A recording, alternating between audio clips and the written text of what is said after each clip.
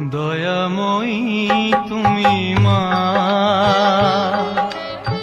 স্নেহময়ী তুমি মা,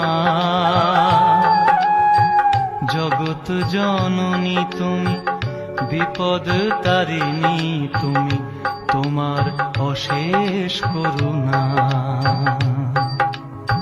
গোশালাতে গিয়ে নাগ করে মিনতি, গোশালাতে গিয়ে নাগ করে মিনতি, গোমাতা সদয় হয় শিশুর প্রতি।